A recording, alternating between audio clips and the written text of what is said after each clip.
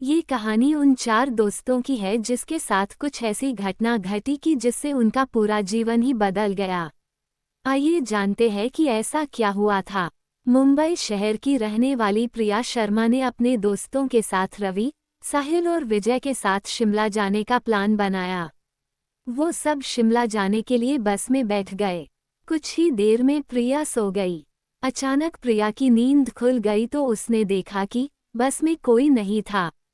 बस का ड्राइवर भी नहीं था। बस अपने आप ही चल रही थी। उनके सारे दोस्तों भी बस में नहीं थे। ये सब देखकर डर के मारे प्रिया जोर जोर से चिल्लाने लगी। अचानक उसे लगा कि कोई उसके पीछे खड़ा है। जब उसने पीछे मुड़कर देखा तो वहां एक स्त्री बैठी हुई थी। उस स्त्री का चेहरा जला हुआ था। ऐसा लग रहा था कि किसी ने उसके चेहरे पर एसिड फेंका हो।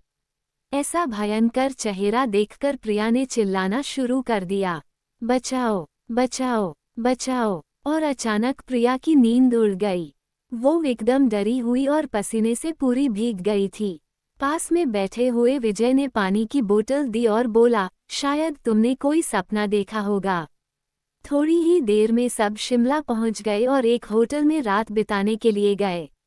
दूसरे दिन वो सब साथ में मिलकर होटल के पास वाले पहाड़ पे घूमने का मन बना लिया। करीबन आधे घंटे में वो सब पहाड़ की सबसे ऊंची शिखर पर पहुंच गए। वहां से नीचे देखने पर घने पेड़ पौधे काफी सुंदर दिख रहे थे। अचानक साहिल चौंक गया और बोला, नीचे देखो कोई खड़ा है, लगता है कोई स्त्री है। विजय और रवि भी देखने लगे लेकिन उन्हें कोई दिख नहीं रहा था और बोले, तू पागल हो गया है क्या? इस घने जंगल में कोई स्त्री कैसे आ सकती है? तुम्हें शायद कोई भ्रम हुआ होगा। उसके बाद वह सब खुली जगह पर चले गए। रात होने वाली थी इसलिए वह सब ने पहाड़ पर ही रुकने का निर्णय किया।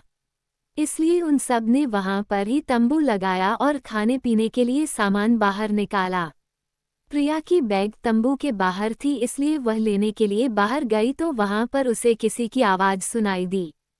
प्रिया उस आवाज की ओर अपनी नज़र घुमाती है तो उन्हें सामने से कोई 3 आदमी आते हुए दिख रहे थे। उनके हाथ में धारदार हथियार देखकर प्रिया डर जाती है और दौड़ के तंबू के अंदर आ जाती है।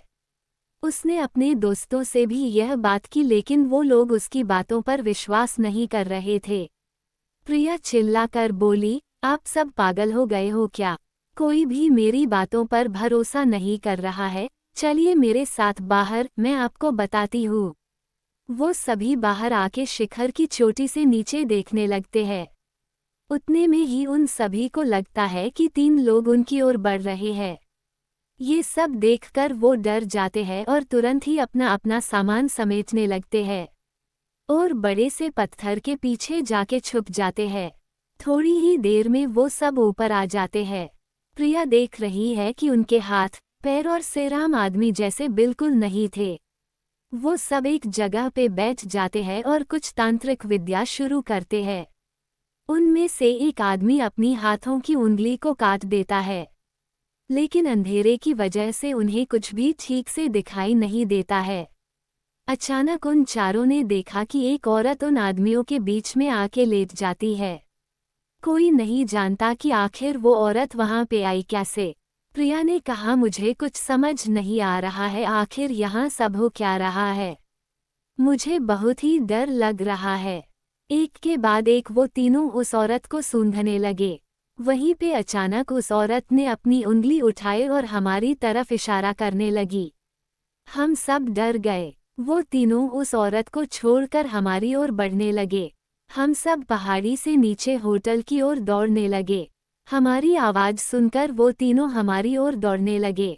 प्रिया और साहिल सबसे आगे थे और विजय और रवि उनके पीछे दौड़ रहे थे। प्रिया और साहिल होटल तक पहुंच गए लेकिन रवि और विजय का कोई पता नहीं चल रहा था। हमने होटल वालों से उनके बारे में सभी बातें बताई तो उन लोगों ने बताया कि उस पहाड़ पे कोई नहीं जाता है, वो पहाड़ श्रापित है, जो भी वहां जाता है वो कभी वापस नहीं आता है। आपकी किस्मत अच्छी थी कि आप अभी जिंदा हो, लेकिन हमारे दोस्त रवि और विजय कभी भी वापस लौट के नहीं आए। हमने उन्हें ढूंढने की बहुत कोशिश की, पुलिस कंप्लेंट भी करवाई लेकिन वो लोग आज तक नहीं मिले।